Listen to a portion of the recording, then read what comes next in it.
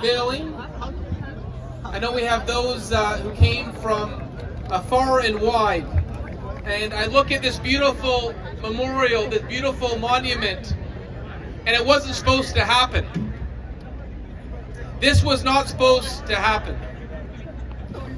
You know, we had puppets for a foreign government that appealed our city decision to have a monument. They took me to the Integrity Commissioner. When we had the first groundbreaking here at the Tamil Genocide Monument, we had a protest. We had a protest of genocide deniers. And despite this foreign interference, despite those protests, it didn't work. In Canada, in Brampton, we do not forget our history, and we do not forget the extent of the Tamil genocide. And as I said to that protest, when the first shovels were put into the ground, to genocide deniers, you're not welcome in Brampton, you're not welcome in Canada, go back to Colombo.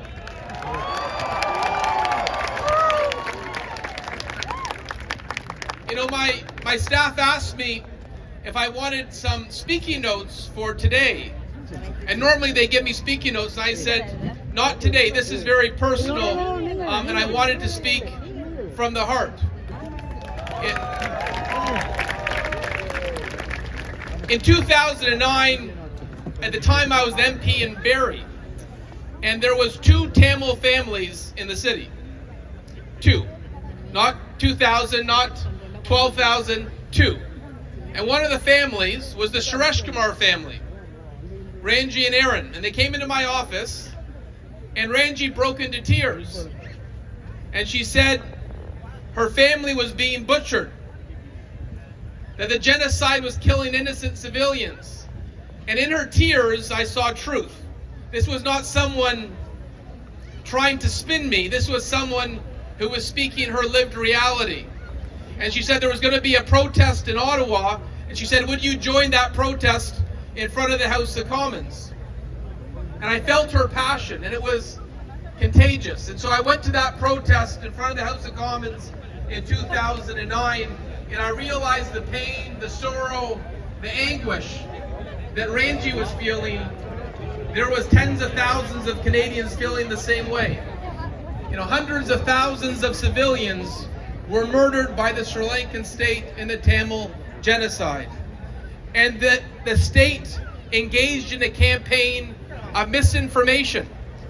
They tried to disparage and attack Tamils who were speaking up for the truth, for justice. So not only was it a physical genocide, it was an attack on Tamils everywhere. Even Tamils that tried to flee for their life were being disparaged and attacked.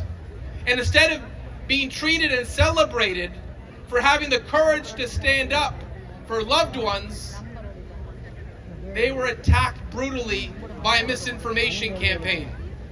And then it wasn't just 2009. The fact that we still see lawsuits and protests shows that that misinformation campaign continues today. But I think it's also a time to celebrate the resilience of the community. Who would have thought in 2009, when the community felt alone, that here we are today with a monument remembering the genocide despite the objections of the war criminals in Sri Lanka. Here we are today in Canada and at the United Nations with a nonpartisan consensus that the Tamil genocide is a dark chapter in humanity. Here we are today where you look and the Minister of Justice in Canada is a Tamil Canadian. That you have city councillors, MPPs. And I look to my friends Logan and VJ. Imagine their family. You know, VJ from the heroes of VVT. You came from VVT, your family. Logan in Vanny. To think that they'd be in the Parliament passing a Tamil Genocide Education Act. That takes courage. So, VJ, they say courage comes from VVT. Well, you showed that courage in the legislature. Logan, you showed that courage running for election and being part of that incredible chapter. And so when I look at this monument, there's part of me that is so proud that we have this monument in our city. I want to thank the councillors who are here who unanimously supported this despite those misinformation letters and lawsuits. Grateful for their unwavering support. I'm proud that we persisted. At the same time, it's a reminder also that there's more work to do. When you realize the fact that we remember hundreds of thousands of civilians butchered, and there hasn't been justice.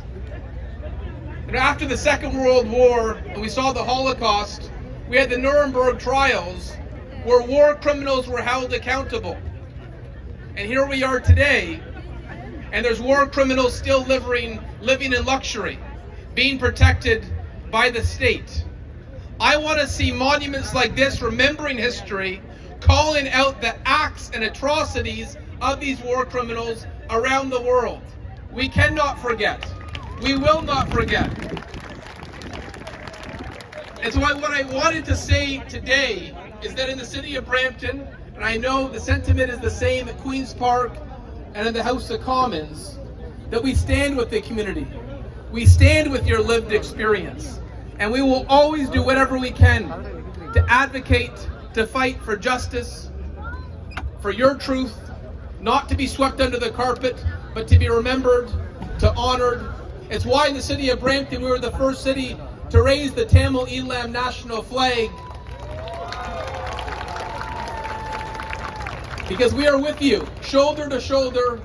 We will not be intimidated, we will not be bullied, and we will continue to roar as loud as we can for your justice.